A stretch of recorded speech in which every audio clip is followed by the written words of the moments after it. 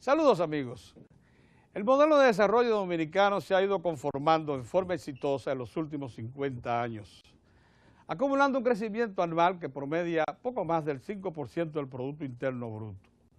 La Comisión Económica para la América Latina de las Naciones Unidas, la CEPAL, reporta que en estas últimas 5 décadas los dominicanos expanden su per cápita a una tasa promedio anual de 2.8%, la más alta del resto de América Latina, que promedió el 1.7% anual en el mismo periodo.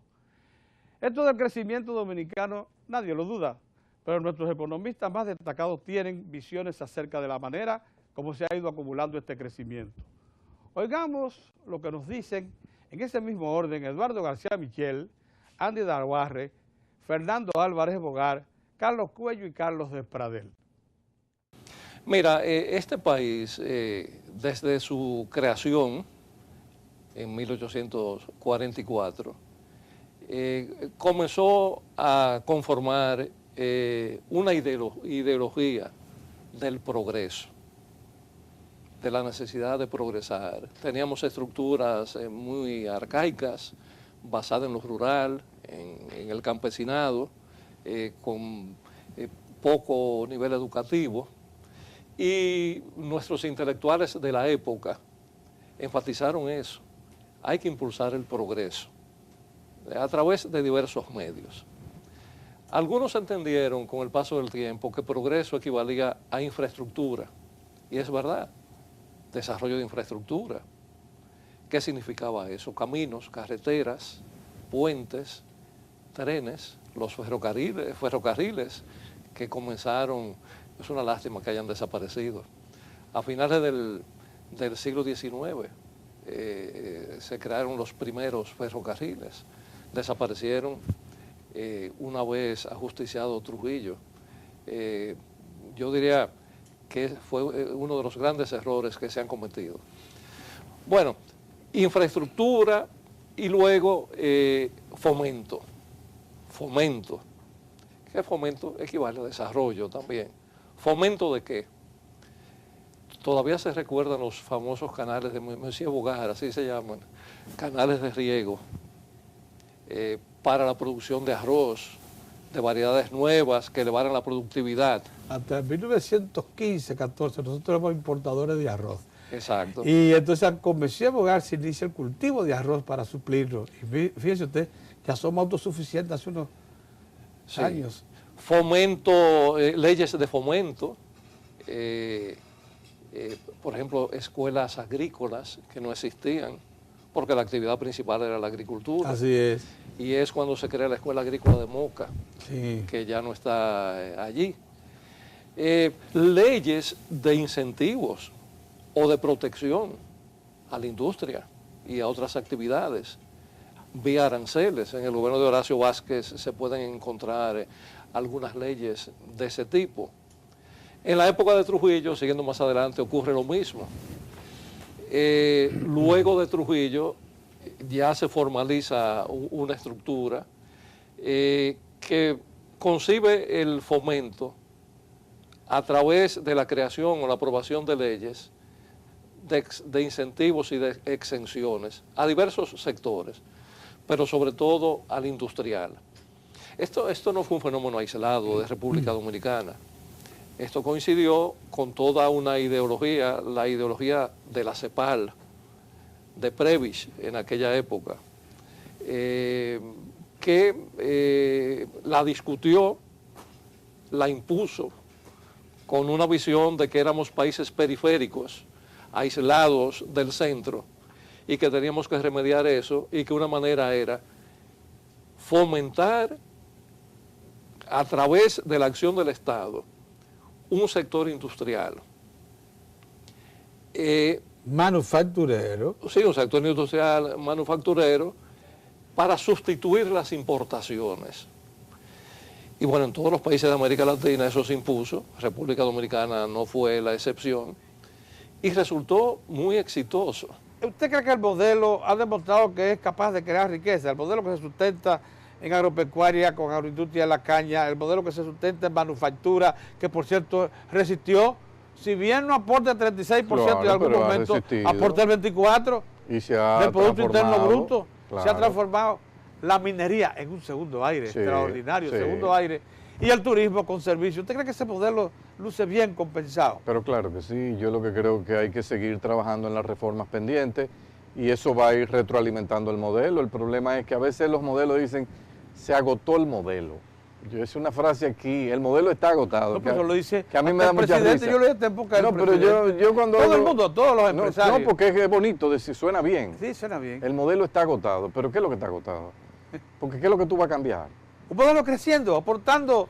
Si tú lo comparas con el resto de América Latina, el modelo no está agotado. Ahora, que el modelo necesita Ajustes. un sector eléctrico que sea más eficiente, sí, pero eso no es culpa del Es modelo. un ajuste del modelo. Es un problema de un sector que donde se han querido violentar los principios fundamentales de una economía de mercado.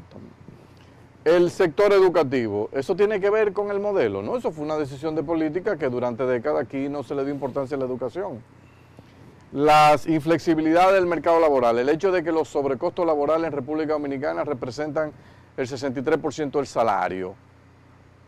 Bueno, eso es una culpa del modelo, no, es una decisión política y social y económica que se tomó en un modelo, en un momento, y que necesita un proceso de revisión, porque aquí cuando dicen, no, que el salario mínimo aquí es bajo, un momento, multiplíquelo por los sobrecostos y después que usted compare con el resto del continente, dígame si le da que bajo o no, dada la productividad que tiene.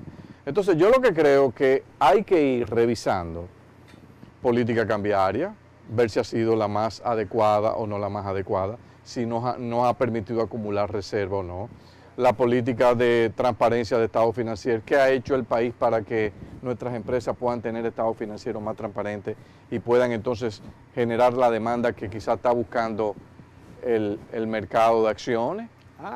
Entonces, ese es el tipo de cosas. Yo creo que en realidad el mejor modelo del mundo para mí es el modelo que se basa en el sentido común.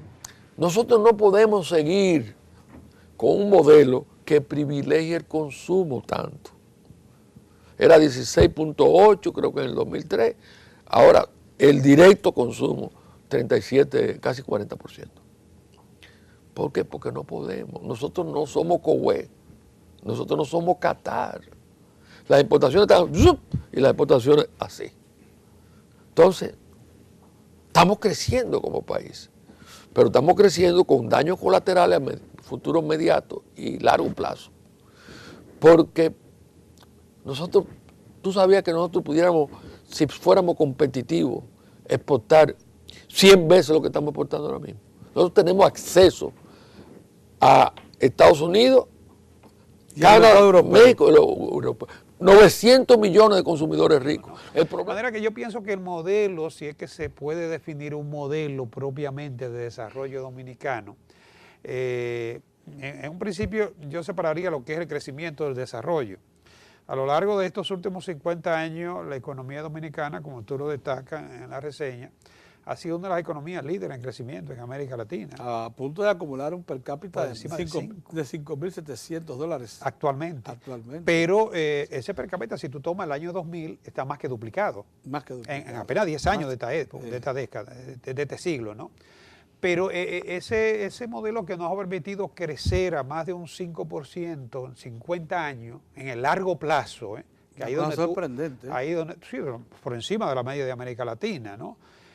Sin embargo, con todo y que hemos logrado digamos que buenos niveles de acumulación del capital, eso es innegable, eso está a la vista, ¿no? Tiene sus sesgos, si se quiere, en lo que es la distribución. O sea, se ha creado riqueza. Como tú bien destacas, el per cápita de la economía dominicana, en este momento, en tan solo 10 años, más que se ha duplicado. Y, debe ser el más alto de toda Centroamérica y Caribe, a excepción de Panamá, que por Costa Rica puede ser que nos aventaje Costa Rica un poquito, ¿no? Muy lejos todavía. Estamos entre los más altos de la región, excluyendo algunas islitas caribeñas, por supuesto, ¿no? Y incluyendo los caribeños, que son 50, 60 mil habitantes, que si tienen unos ingresos importantes. Y son tienen per cápita posesiones, altísimo. básicamente, territorio, ¿no? todavía en condiciones semicolonias, ¿no? Entonces, en el caso específico del modelo de crecimiento de la economía dominicana, sí hay frutos, hay logros, ¿no? Basados, como tú bien destacas, en esos grandes sectores de la economía. Esos son los sectores, de una u otra forma, con alguna que otro matice, con algunos que otros cambios. El sector azucarero, lógicamente, no es lo que fue en los años, lo que todavía era en los años 60 y aún en la década del 70, que yo te diría, ese sector, esa base económica tradicional fue la que sustentó digamos, la renovación de la economía dominicana. Lo que fue el desarrollo del turismo, ¿de dónde emerge el turismo? ¿En qué se sustenta? En ese sector tradicional. Y de la penalidad que hay del 36% que se le impuso. Exacto, fue en ese sector que se basó lo que fue el desarrollo y el impulso de los demás sectores. Entonces, nosotros estamos creciendo satisfactoriamente, por encima del promedio de América Latina. Tenemos que sentirnos satisfechos, tenemos gran estabilidad. Pero tú no puedes decir que hay un sector que está liderando ese crecimiento. Un sector primario. Se ha desarrollado la banca, se ha desarrollado el seguro, se ha desarrollado las comunicaciones, pero nosotros no vamos a poder fundamentar una economía en centros comerciales, en plazas, no vamos, eso está bien, pero no lo vamos a fundamentar en eso. Entonces nosotros tenemos que reflexionar y decir, estamos creciendo, pero esto no puede ser el crecimiento futuro, eso no es lo que yo aspiro. Muy bien, Carlos. Y si estamos incentivando las inversiones extranjeras, que yo estoy totalmente de acuerdo, ya es hora de que le digamos al inversionista extranjero, mira, yo quiero que tú inviertas, pero que tú inviertas en estos sectores, que es lo que a mí me interesa. El modelo de desarrollo que se heredó de Trujillo se basaba en términos de generación de divisas en la agroindustria de la caña de azúcar y se completaba con importantes exportaciones de café, cacao y tabaco en rama. Era, por tanto, un modelo esencialmente agrícola para consumo interno y exportación. Así tenemos que la industria del aceite dependía del cultivo del maní, la de sacos y cordelería del cultivo del sisal. La industria de tejidos de punto se confeccionaba a partir del algodón nacional y del cuero nacional se armaban zapatos, carteras y correas, leche pasteurizada y quesos, lo mismo que productos cárnicos de la ganadería, chocolates del cacao, cigarrillos y cigarros del tabaco criollo. Otras actividades heredadas de Trujillo se relacionaban a los servicios energía eléctrica, agua potable, bancarios y de seguros y de transporte aéreo y marítimo para uso interno. Comunicaciones viales troncales hacia las principales regiones, además de telecomunicaciones de líneas y telegráficas. Este modelo esencialmente agrícola y pecuario, de limitada manufactura y de también limitada estructura de servicios, constituye la base de la que parte el esfuerzo de promoción del desarrollo dominicano a partir de la muerte de Trujillo. La agricultura ahora mismo, contrario a lo que todo el mundo cree, Pedrito, tiene un potencial tan grande o más grande que lo que tenía en mi época. Lo que pasa fue que a medida que pasó el tiempo, hubo tres tacazos tremendos a la agricultura. Y nadie lo menciona. Mientras yo estuve ahí, no permití que funcionara la PL 480. Esa fue un arma, si tú quieres. Yo soy muy pro norteamericano porque, en el sentido de que me dieron una educación y veo las cosas positivas.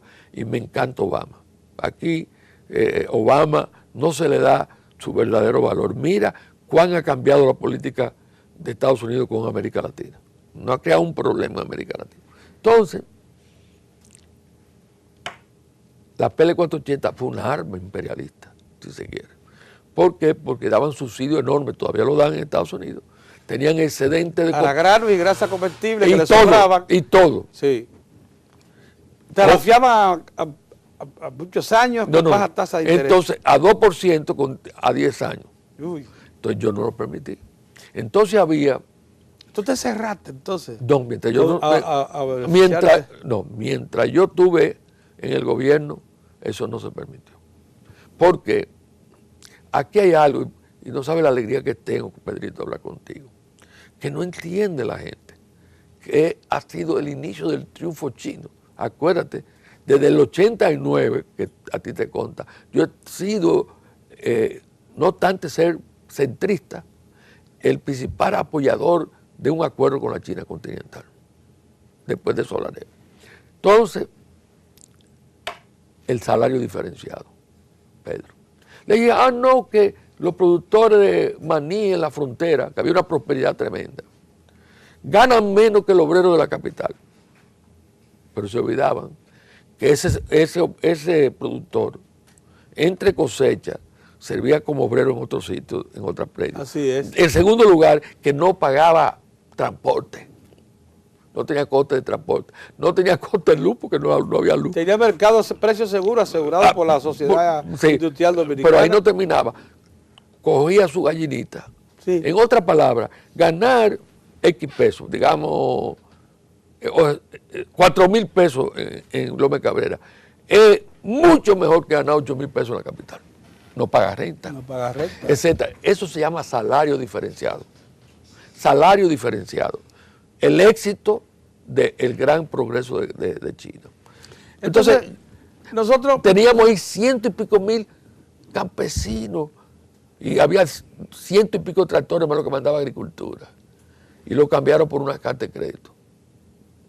para importar aceite. Aceite con una carta de crédito. Con una carta de crédito. Entonces, ahí se destruyó socioeconómicamente la frontera. El segundo palo nos lo dieron en el 84. Y yo se lo dije al presidente entonces, Jorge Blanco. Usted no puede hacer eso. ¿Tú te acuerdas? Tú fuiste de los líderes en contra de eso. El recargo cambiario. Un impuesto de 36% a todas las exportaciones agrícolas de este país. Azúcar, café, cacao, tabaco. Sí, pero eso fue primero la PL 480 y casi seguido después eso. Y en el 86, 88, el SEAT ya no era como antes, pero el Elogio Santalla lo había dejado bien, cerca de 600,000 toneladas. En 2 años destruyeron el SEAT. En lo que yo llamo un reflejo del capitalismo fundamentalista, que decían que el Estado no podía, que no era verdad que el Estado podía tener una empresa exitosa. El Consejo de Estado, que sucede a la tiranía decapitada, se ocupó más de capturar los bienes de Trujillo que de programar el futuro desarrollo, como sí lo hizo el profesor Juan Bosch, que encabezó el primer gobierno constitucional post-Trujillo.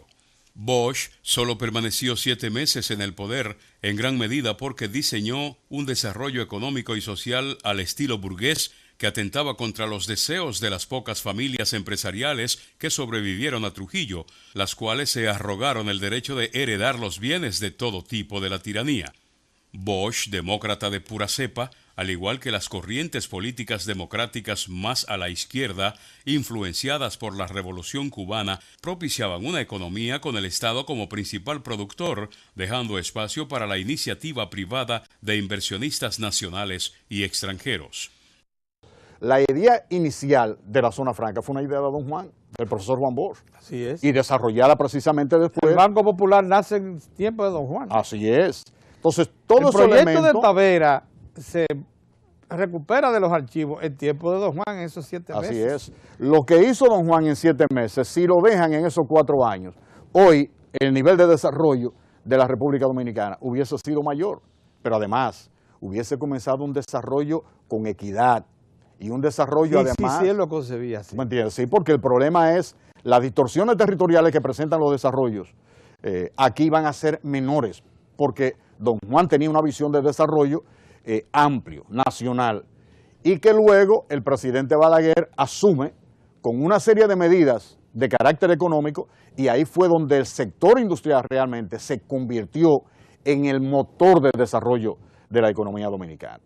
No por casualidad, la única empresa pública que existe en el país, el Banco Popular Dominicano, se funda bajo los auspicios del gobierno de Bosch, aunque se haya negado a emisiones de acciones en la Bolsa de Valores de Santo Domingo en los 20 años de existencia de la bolsa.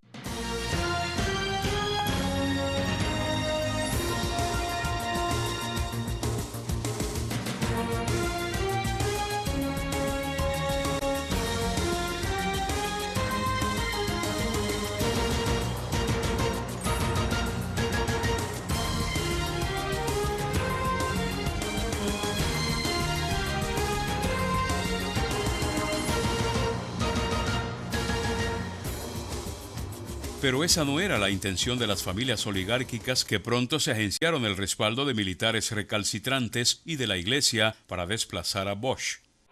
Cumpliremos y haremos cumplir la Constitución y las leyes que nos gobiernan.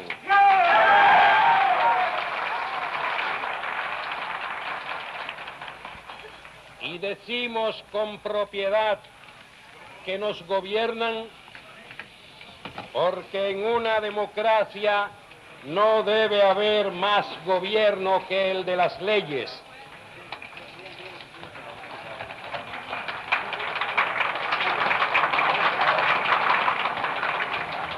Y los hombres, cualesquiera que sean sus posiciones, están llamados a ser solo los ejecutores de esas leyes. Ahora bien, al mismo tiempo que ejecutores de las leyes, nos toca ser representantes y defensores del pueblo.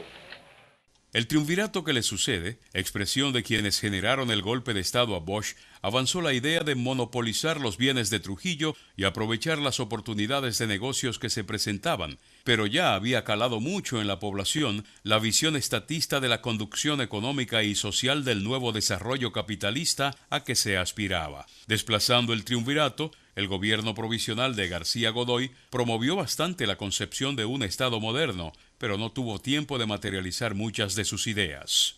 La estructura económica heredada de Trujillo seguía en gran medida siendo la misma, la que fue duramente golpeada por los acontecimientos de la Guerra Patria de abril de 1965. Siempre se ha dicho que las leyes de fomento, la disponibilidad de capitales, las políticas públicas han favorecido esencialmente a la capital con respecto al Cibao en lo que se refiere a la promoción de la manufactura, de la industria. Y la manufactura, principal empleadora nacional, lógicamente es la que marca el paso, por más que uno quiera desarrollar otros sectores como ha acontecido con la minería, con el turismo, con la propia agropecuaria, pero la manufactura siempre se ha dicho que ha sido la... En el Cibao se ha sentido ese mismo comentario, ese mismo rumor, esa misma apreciación. Sí, bueno, gracias Pedro, pero no solamente en el sector industrial, yo diría que en la actividad económica de manera general. Y esto te lo hablo no como nos dicen los muchachos en forma de broma, hay una espinita del Cibao en contra de la capital, no. Nosotros, por ejemplo, tenemos, ¿cuál es el principal banco del país? El Banco Popular, es una hechura de Santiago. La Pontificia Universidad Católica Madre y Maestra, es una hechura de Santiago. La corporación de zona franca más importante del país es Santiago. El Instituto Superior, hoy Universidad de Agricultura, es Santiago. El Aeropuerto Internacional Cibao es Santiago. Es decir, nosotros hemos ido aportando grandemente al desarrollo económico de manera general. Cuando la industria cigarrera del país, cigarrillera, parecía condenada a ser aplastada por la competencia internacional, Santiago descubre y se asocia al capital extranjero y trae tecnología e inicia el cultivo de tabaco rubio para desplazar importaciones. Así es. Entonces, cuando hablamos de manufactura, lo primero que debemos de hablar es precisamente de las compañías cigarreras y cigarrilleras. Además, te recuerdo que una vez yo fui gerente general de la compañía anónima tabacalera, tratando de recuperar parte del mercado que había perdido ante la competencia. Pero ambas empresas en Santiago, como capital de la región más rica y poblada de la República. Lo que nosotros nos quejamos es que el sector, no solamente industrial, sino económico, ha sido privilegiado en la capital dominicana. Y lo decimos, aunque históricamente eso es así, porque en nuestro continente las economías sufren de hidrocefalia, es decir, el crecimiento desmesurado de la capital y luego entonces van, digamos, desarrollando las otras áreas. Balaguer se aprovecha de una población casi secuestrada por las fuerzas invasoras y con la ayuda de los mismos sectores conservadores que desplazaron a Bosch, vence en 1966 al mismo Bosch en una consulta de apariencia popular, pero condicionada por los invasores norteamericanos. En primer lugar, conviene recordar que el Partido Reformista, el presidente Balaguer, ascendió al poder después de la revolución del 65. En ese momento la atención mundial estaba centrada en la República Dominicana. La mundial, por supuesto, y concentradamente en la región del Caribe. Y teníamos una afluencia de asistencia técnica y financiera muy significativa. Entonces a mí me tocó...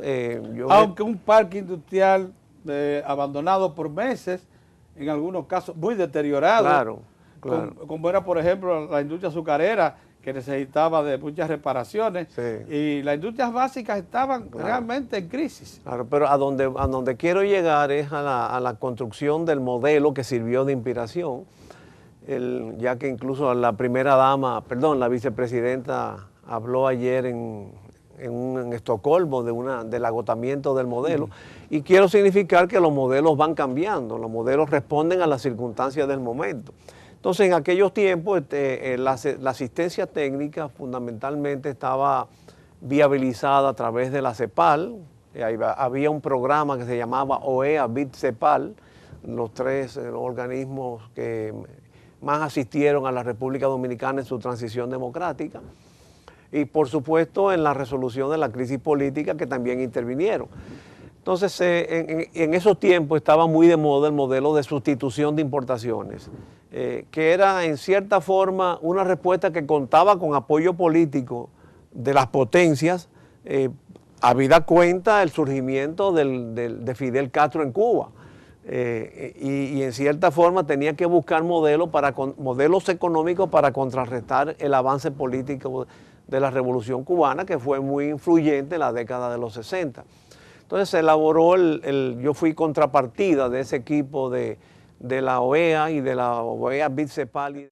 Algo que todavía queda por averiguar es cuánto pesó en los comicios de 1966 la concepción en la población de que Balaguer era mayor garantía que Bosch de proseguir y consolidar la visión desarrollista de Trujillo, basada esencialmente en recursos internos. Balaguer toma el poder en el año 66, declara el año 67 como el año del desarrollo, crea una comisión de desarrollo y convoca a todo el país a un encuentro nacional para el desarrollo, de la cual sale la integración de esa comisión. O sea, por supuesto, ubiquémonos en una nación de 3 a 4 millones de personas, con medios de comunicación más primitivos en comparación con lo que tenemos hoy. Ese encuentro nacional se celebra en el Palacio de Bellas Artes. Y de ahí salen las personas que van a formar es como un mecanismo de concertación y participación al estilo de como lo conocemos hoy. Entonces, esa comisión de desarrollo se reúne todas las semanas. ¿Qué hace esa comisión? Oye, todo el mundo se preparaba cada semana, tenía una comisión gestora que presidía José Andrés Ibar Castellano, tenía una comisión gestora que escuchaba, se le proponían. Surgió entonces una avalancha de proyectos, una animación de la iniciativa particular que se procesaba, se presentaban en la Comisión Nacional de Desarrollo y ahí se confrontaban los ministros con la comunidad. Por ejemplo, si un proyecto, vamos a suponer, te voy a poner un caso en el cual participé activísimamente, la Universidad Central del Este. Bueno, se requería un apoyo importante del Estado, por ejemplo, para tener los terrenos de la Universidad Central del Este, que finalmente el Consejo Estatal del Azúcar terminó cediéndolo. Bueno, si pasaba un tiempo y no se lograba el terreno, pues él se confrontaba en el seno, bueno, ¿qué pasa? Que el SEA no me ha dado los terrenos, ¿por qué no comienza la universidad? Entonces hubo una animación de las energías individuales. Desde su asunción al poder, el doctor Balaguer tuvo que centrarse en la recuperación o rehabilitación de las infraestructuras existentes. Se formó un equipo de 3 personas para como contraparte de las misiones de la CEPAL y el ILPES, que eran los arquitectos del modelo de sustitución de importaciones. Esa persona éramos el Mariano Fiallo, que he perdido su rumbo, Hanley Herman, y quien te habla, que por cierto Hanley Herman podría ser un buen protagonista para este programa. Entonces se diseñó lo que se llamó la plataforma para el desarrollo de la República Dominicana en 3 etapas, un periodo de recuperación, un periodo de hasta el año 1985, de consolidación de las potencialidades internas y un periodo posterior al 85, que es el que estamos viviendo, de aprovechamiento de las ventajas geográficas del país. En esa primera parte de recuperación se cifró fundamentalmente la sustitución de importaciones. ¿Cómo la canalizamos? Yo diría principalmente a través de 3 instrumentos. Primer instrumento, la ley de incentivo de promoción a la industria, la ley 299, que era una ley que daba una serie de preferencias fiscales a aquellas actividades, a aquellas industrias que producían productos que sustituyeran importaciones. El segundo, la creación de parques industriales. Todavía no se había institucionalizado mucho la zona franca, eso comenzó por los 70. Los parques industriales como el de Herrera, se creó se buscó un terreno, se hizo una urbanización industrial, se vendieron terrenos, se dotaron de servicios a esos terrenos, se vendieron terrenos a precios cómodos y se comenzaron a instalar industrias. Y en tercer lugar, el mecanismo de financiamiento, que fueron aquellos préstamos FIDE. 2 sectores de nuestra población me imponen sobre todo el deber de testimoniarles en esta ocasión mi reconocimiento más vivo. La mujer, sobre todas las madres dominicanas, y el campesino de las 26 provincias del país, que dejó constancia de su sensibilidad cívica en las mismas urnas, donde los agitadores de la ciudad dieron prueba en cambio de analfabetismo moral y analfabetismo político. ¿Sabes lo siguiente que es interesante? Esa visión de la ideología del progreso, que se basaba en lo material sobre todo. ¿Qué es progreso? Carretera. ¿Qué es progreso? Presas. Puente, presas, etcétera. Hidroeléctricas. Exactamente. Esa visión dejó de lado otra que es la del ser humano. ¿Para qué es el puente? ¿Para qué es la carretera? ¿Para qué es la presa? ¿Para qué es el camino? ¿Para qué es el tren? Es para el ser humano. Es para que el ser humano crezca en su formación y en su espiritualidad y en su materialidad también.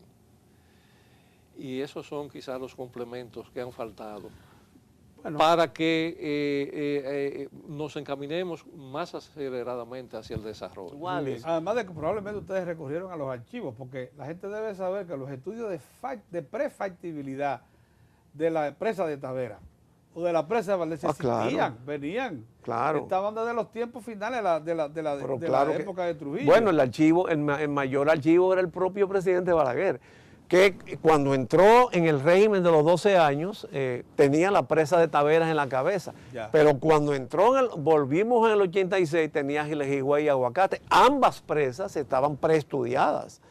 Lo mismo que Valdesia, Tavera, Valdesia y Sabanayegua. Son 3 proyectos fundamentales para poder ubicar el desarrollo mismo de todo el sistema de riego del país, que en este momento cuenta con 5 millones de tareas para riego, gracias a esos 3 grandes sistemas de presas. Claro. Ahora, estamos hablando muy concentrado en el 60, bueno, ya en el 70 viene el esquema de zona franca, comienza la apertura de la economía. ¿Qué pasa?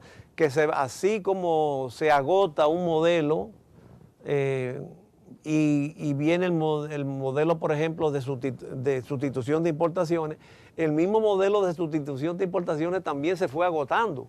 Aunque tímidamente, a la muerte de Trujillo ya había nacido la reforma agraria, uno de los grandes avances sociales que puede exhibir hoy en día la República Dominicana, porque con el pasar de los años, la reforma agraria fue ampliada y consolidada. Mira, Pedro, la reforma agraria nace a raíz del programa de los Estados Unidos, Alianza para el Progreso. Tú te recuerdas que en el año 62 se hizo en Punta del Este una conferencia con el presidente Kennedy para eso. Y eso tiene su origen, esa reforma agraria en los países, o atención al campo, hay que decirlo, con el ascenso de Fidel Castro al gobierno de Cuba. Con el ascenso de Fidel Castro al gobierno de Cuba, la revolución cubana, los norteamericanos se dieron cuenta que tenían que fijar sus ojos en América Latina y más aún en la zona rural, no en la zona urbana. Eso para la República Dominicana coincidió con el ajusticiamiento de Trujillo en el año 61. Como tú sabes, tanto Trujillo como su familia y allegados tenían muchas propiedades. Entonces, al crearse el Instituto Agrario Dominicano, el 27 de abril de 1962, el Estado Dominicano tenía propiedades que fueron captadas de Trujillo, sus familiares y allegados, para poder repartirlas. Así surgen los primeros asentamientos. Juma en Bonao, Caracol en Bonao, Palenque en San Cristóbal, en Palenque, la hacienda Fundación Ganadero, Atillo, que era de Francisco Martínez Alba, la hacienda Maralba y varios asentamientos. Entonces, del año 62 en adelante, se fueron haciendo asentamientos campesinos, básicamente en las tierras de Trujillo y los allegados a la tiranía de Trujillo.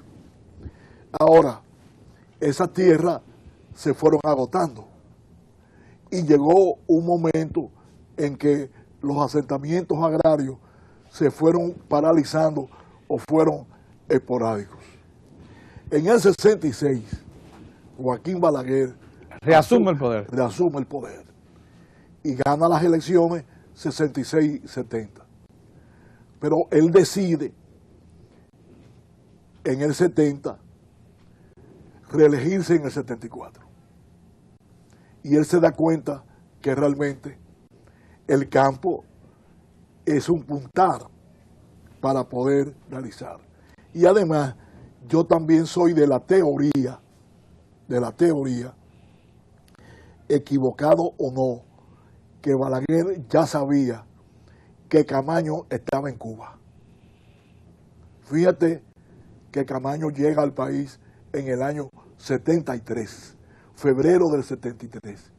Entonces Balaguer, un año antes, fíjate la coincidencia, febrero del 72. Lanza el programa agrario. Lanza lo más avanzado que en materia agraria había ocurrido en el país.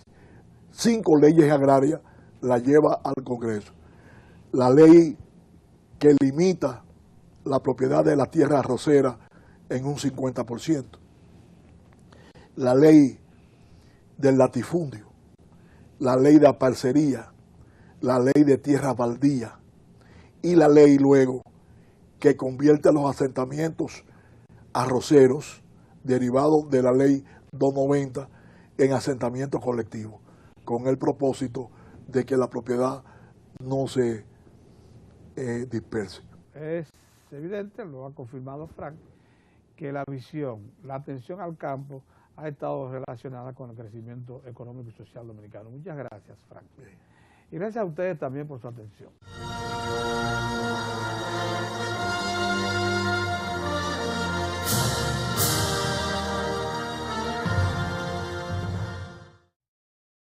Así es. Y desarrollada precisamente después. El Banco Popular nace en tiempo de Don Juan. Así es. Entonces, todo el ese proyecto elemento, de Tavera se recupera de los archivos en tiempo de Don Juan en esos 7 meses. así es. Lo que hizo Don Juan en 7 meses, si lo dejan en esos 4 años, hoy el nivel de desarrollo de la República Dominicana hubiese sido mayor, pero además hubiese comenzado un desarrollo con equidad y un desarrollo además... Sí, él lo concebía así. ¿Me entiendes? Sí, porque el problema es las distorsiones territoriales que presentan los desarrollos. Aquí van a ser menores, porque Don Juan tenía una visión de desarrollo amplio, nacional, y que luego el presidente Balaguer asume con una serie de medidas de carácter económico, y ahí fue donde el sector industrial realmente se convirtió en el motor de desarrollo de la economía dominicana. No por casualidad, la única empresa pública que existe en el país, el Banco Popular Dominicano, se funda bajo los auspicios del gobierno de Bosch, aunque se haya negado a emisiones de acciones en la Bolsa de Valores de Santo Domingo en los 20 años de existencia de la bolsa.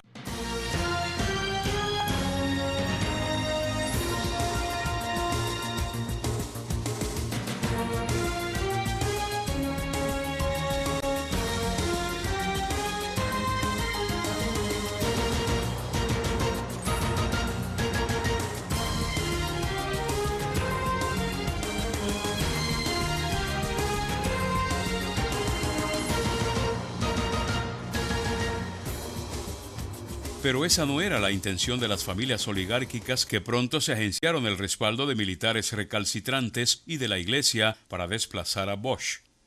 Cumpliremos y haremos cumplir la Constitución y las leyes que nos gobiernan.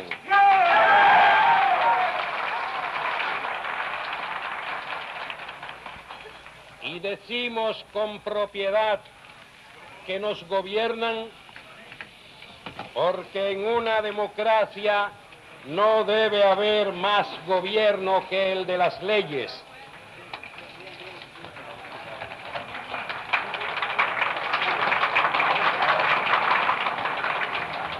Y los hombres, cualesquiera que sean sus posiciones, están llamados a ser solo los ejecutores de esas leyes. Ahora bien, al mismo tiempo que ejecutores de las leyes, nos toca ser representantes y defensores del pueblo. El triunvirato que le sucede, expresión de quienes generaron el golpe de Estado a Bosch, avanzó la idea de monopolizar los bienes de Trujillo y aprovechar las oportunidades de negocios que se presentaban, pero ya había calado mucho en la población la visión estatista de la conducción económica y social del nuevo desarrollo capitalista a que se aspiraba. Desplazando el triunvirato, el gobierno provisional de García Godoy promovió bastante la concepción de un Estado moderno, pero no tuvo tiempo de materializar muchas de sus ideas. La estructura económica heredada de Trujillo seguía en gran medida siendo la misma, la que fue duramente golpeada por los acontecimientos de la Guerra Patria de abril de 1965.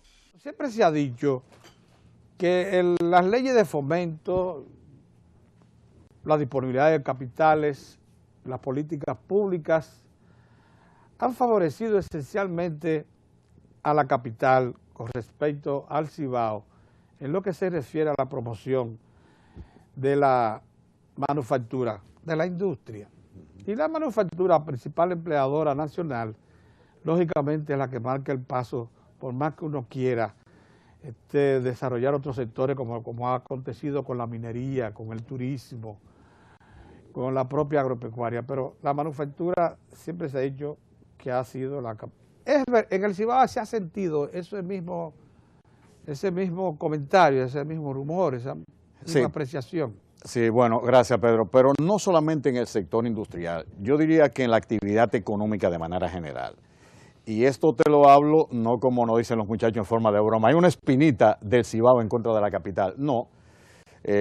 Nosotros, por ejemplo, tenemos, ¿cuál es el principal banco del país? El Banco Popular. Es una hechura de Santiago. La Pontificia Universidad Católica Madre y Maestra es una hechura de Santiago. La corporación de zona franca más importante del país es Santiago. El Instituto Superior, hoy Universidad de Agricultura, es Santiago. El Aeropuerto Internacional Cibao es Santiago.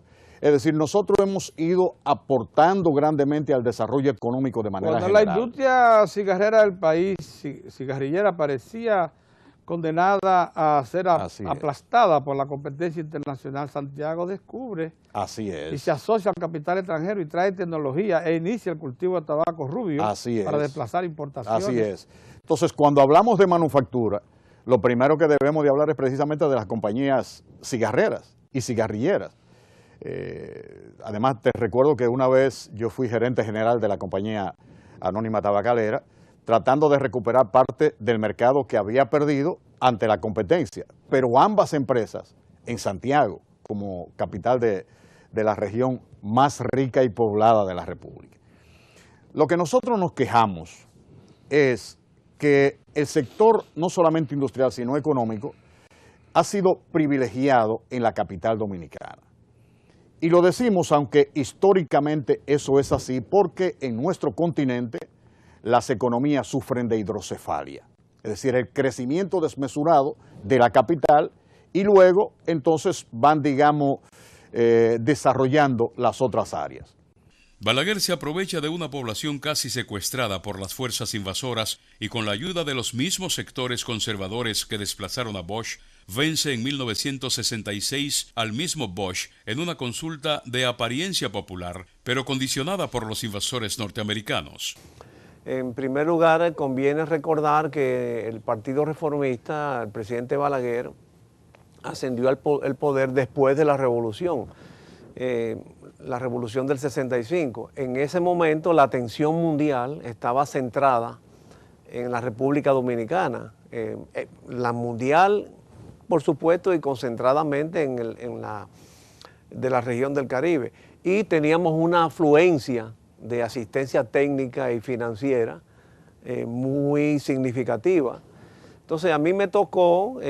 aunque un parque industrial abandonado por meses, en algunos casos muy deteriorado, claro. como era por ejemplo la industria azucarera, que necesitaba de muchas reparaciones, y las industrias básicas estaban realmente en crisis. Claro, pero a donde quiero llegar es a la construcción del modelo que sirvió de inspiración, ya que incluso la la vicepresidenta habló ayer en Estocolmo del agotamiento del modelo, y quiero significar que los modelos van cambiando, los modelos responden a las circunstancias del momento. Entonces, en aquellos tiempos, la asistencia técnica fundamentalmente estaba viabilizada a través de la CEPAL. Había un programa que se llamaba OEA, BID, CEPAL, los tres organismos que más asistieron a la República Dominicana en su transición democrática. Y, por supuesto, en la resolución de la crisis política, que también intervinieron. Entonces, en esos tiempos estaba muy de moda el modelo de sustitución de importaciones, que era en cierta forma una respuesta que contaba con apoyo político de las potencias, habida cuenta el surgimiento de Fidel Castro en Cuba. Y en cierta forma tenía que buscar modelos económicos para contrarrestar el avance político de la Revolución Cubana, que fue muy influyente en la década de los 60. Entonces se elaboró yo fui contrapartida de ese equipo de la OEA y de la OEA BID-CEPAL. Algo que todavía queda por averiguar es cuánto pesó en los comicios de 1966 la concepción en la población de que Balaguer era mayor garantía que Bosch de proseguir y consolidar la visión desarrollista de Trujillo, basada esencialmente en recursos internos. Balaguer toma el poder en el año 66, declara el año 67 como el año del desarrollo, crea una comisión de desarrollo y convoca a todo el país a un encuentro nacional para el desarrollo. de la cual sale la integración de esa comisión. O sea, por supuesto, ubiquémonos en una nación de 3 a 4 millones de pesos, de personas con medios de comunicación más primitivos en comparación con lo que tenemos hoy. Ese encuentro nacional se celebra en el Palacio de Bellas Artes. Y de ahí salen las personas que van a formar es como un mecanismo de concertación y participación al estilo de como lo conocemos hoy. Entonces, esa comisión de desarrollo se reúne todas las semanas. ¿Qué hace esa comisión? Oye, todo el mundo se preparaba cada semana, tenía una comisión gestora que presidía José Andrés Ibar Castellano, tenía una comisión gestora que escuchaba, se le proponían. Surgió entonces una avalancha de proyectos, una animación de la iniciativa particular que se procesaba, se presentaban en la Comisión Nacional de Desarrollo y ahí se confrontaban los ministros con la comunidad. Por ejemplo, si un proyecto, vamos a suponer, te voy a poner un caso en el cual participé activísimamente en la Universidad Central del Este. Bueno, se requería un apoyo importante del Estado, por ejemplo, para tener los terrenos de la Universidad Central del Este, que finalmente el Consejo Estatal del Azúcar terminó cediéndolo. Bueno, si pasaba un tiempo y no se lograba el terreno, pues se confrontaba en el seno. Bueno, ¿qué pasa? Que el SEA no me ha dado los terrenos, ¿por qué no comienza la universidad? Entonces hubo una animación de las energías individuales. Desde su asunción al poder, el doctor Balaguer tuvo que centrarse en la recuperación o rehabilitación de las infraestructuras existentes. Se formó un equipo de 3 personas como contraparte de las misiones de la CEPAL y el ILPES, que eran los arquitectos del modelo de sustitución de importaciones. Esa persona éramos Mariano Fiallo, que he perdido su rumbo, Hanley Herman, y quien te habla, que por cierto Hanley Herman podría ser un buen protagonista para este programa. Entonces se diseñó lo que se llamó la Plataforma para el Desarrollo de la República Dominicana en 3 etapas, un periodo de recuperación, un periodo de hasta el año 1985, de consolidación de las potencialidades internas y un periodo posterior al 85, que es el que estamos viviendo, de aprovechamiento de las ventajas geográficas del país. En esa primera parte de recuperación se cifró fundamentalmente la sustitución de importaciones. ¿Cómo la canalizamos? Yo diría principalmente a través de 3 instrumentos. Primer instrumento, la ley de incentivo de promoción a la industria, la ley 299, que era una ley que daba una serie de preferencias fiscales a aquellas actividades, a aquellas industrias que producían productos que sustituyeran importaciones. El segundo, la creación de parques industriales. Todavía no se había institucionalizado mucho la zona franca, eso comenzó por los 70. Los parques industriales como el de Herrera, se creó se buscó un terreno, se hizo una urbanización industrial, se vendieron terrenos, se dotaron de servicios a esos terrenos, se vendieron terrenos a precios cómodos y se comenzaron a instalar industrias. Y en tercer lugar, el mecanismo de financiamiento, que fueron aquellos préstamos FIDE. 2 sectores de nuestra población me imponen sobre todo el deber de testimoniarles en esta ocasión mi reconocimiento más vivo. La mujer, sobre todas las madres dominicanas, y el campesino de las 26 provincias del país, que dejó constancia de su sensibilidad cívica en las mismas urnas, donde los agitadores de la ciudad dieron prueba en cambio de analfabetismo moral y analfabetismo político. ¿Sabes lo siguiente que es interesante? Esa visión de la ideología del progreso, que se basaba en lo material sobre todo. ¿Qué es progreso? Carretera. ¿Qué es progreso? Presas. Puente, presas, etcétera. Hidroeléctricas. Exactamente. Esa visión dejó de lado otra que es la del ser humano. ¿Para qué es el puente? ¿Para qué es la carretera? ¿Para qué es la presa? ¿Para qué es el camino? ¿Para qué es el tren? Es para el ser humano. Es para que el ser humano crezca en su formación y en su espiritualidad y en su materialidad también.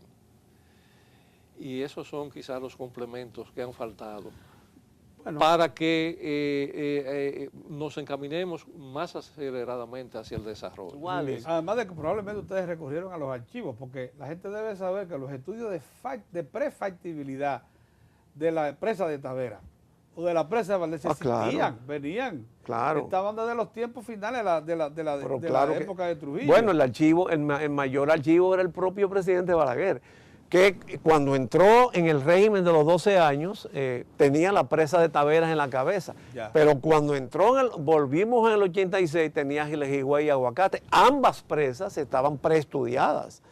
Lo mismo que Valdesia, Tavera, Valdesia y Sabanayegua. Son tres proyectos fundamentales para poder ubicar el desarrollo mismo de todo el sistema de riego del país, que en este momento cuenta con 5 millones de tareas para riego, gracias a esos tres grandes sistemas de presas. Claro.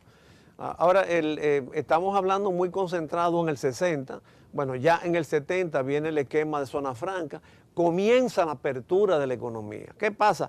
Que así como se agota un modelo y viene el modelo, por ejemplo, de sustitución de importaciones, el mismo modelo de sustitución de importaciones también se fue agotando. Aunque tímidamente, a la muerte de Trujillo ya había nacido la reforma agraria, uno de los grandes avances sociales que puede exhibir hoy en día la República Dominicana, porque con el pasar de los años, la reforma agraria fue ampliada y consolidada. Mira, Pedro, la reforma agraria nace a raíz del programa de los Estados Unidos, Alianza para el Progreso. Tú te recuerdas que en el año 62 se hizo en Punta del Este una conferencia con el presidente Kennedy para eso. Y eso tiene su origen, esa reforma agraria en los países, o atención al campo, hay que decirlo, con el ascenso de Fidel Castro al gobierno de Cuba. Con el ascenso de Fidel Castro al gobierno de Cuba, la revolución cubana, los norteamericanos se dieron cuenta que tenían que fijar sus ojos en América Latina y más aún en la zona rural, no en la zona urbana. Eso para la República Dominicana coincidió con el ajusticiamiento de Trujillo en el año 61. Como tú sabes, tanto Trujillo como su familia y allegados tenían muchas propiedades. Entonces, al crearse el Instituto Agrario Dominicano, el 27 de abril de 1962, el Estado Dominicano tenía propiedades que fueron captadas de Trujillo, sus familiares y allegados, para poder repartirlas. Así surgen los primeros asentamientos. Juma en Bonao, Caracol en Bonao, Palenque en San Cristóbal, en Palenque, la hacienda Fundación Ganadero, Atillo, que era de Francisco Martínez Alba, la hacienda Maralba y varios asentamientos. Entonces, del año 62 en adelante, se fueron haciendo asentamientos campesinos, básicamente en las tierras de Trujillo y los allegados a la tiranía de Trujillo. Ahora, esas tierras se fueron agotando y llegó un momento en que los asentamientos agrarios se fueron paralizando o fueron esporádicos. En el 66, Joaquín Balaguer reasume el poder y gana las elecciones 66-70. Pero él decide en el 70 reelegirse en el 74. Y él se da cuenta que realmente el campo es un puntal para poder realizar. Y además, yo también soy de la teoría, equivocado o no, que Balaguer ya sabía que Camaño estaba en Cuba. Fíjate que Camaño llega al país en el año 73, febrero del 73. Entonces Balaguer, un año antes, fíjate la coincidencia, febrero del 72. Lanza el programa agrario. Lanza lo más avanzado que en materia agraria había ocurrido en el país. 5 leyes agrarias las lleva al Congreso. La ley que limita la propiedad de la tierra arrocera en un 50%. La ley del latifundio. La ley de parcería. La ley de tierras baldías.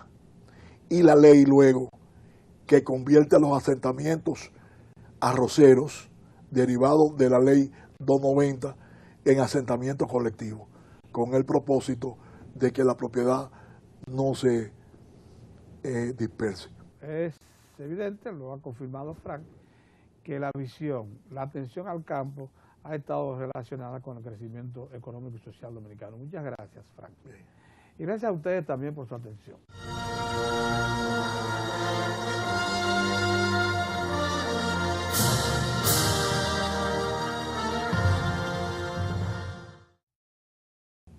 Caracol en Bonao, Palenque, en San Cristóbal. En San Cristóbal, en Palenque, la hacienda Fundación Ganadero, Atillo, que era de Francisco Martínez Alba, la hacienda Maralba y varios asentamientos. Entonces, del año 62 en adelante, se fueron haciendo asentamientos campesinos, básicamente en las tierras de Trujillo y los allegados a la tiranía de Trujillo. Ahora, esas tierras se fueron agotando y llegó un momento en que los asentamientos agrarios se fueron paralizando o fueron esporádicos. En el 66, Joaquín Balaguer reasume el poder. Reasume el poder y gana las elecciones 66-70. Pero él decide en el 70 reelegirse en el 74. Y él se da cuenta que realmente el campo es un puntal para poder realizar. Y además, yo también soy de la teoría, equivocado o no, que Balaguer ya sabía que Camaño estaba en Cuba. Fíjate que Camaño llega al país en el año 73, febrero del 73. Entonces Balaguer, un año antes, fíjate la coincidencia, febrero del 72. Lanza el programa agrario. Lanza lo más avanzado que en materia agraria había ocurrido en el país. 5 leyes agrarias las lleva al Congreso. La ley que limita la propiedad de la tierra arrocera en un 50%. La ley del latifundio. La ley de parcería. La ley de tierras baldías. Y la ley luego que convierte a los asentamientos arroceros derivados de la ley 290 en asentamientos colectivos, con el propósito de que la propiedad no se disperse.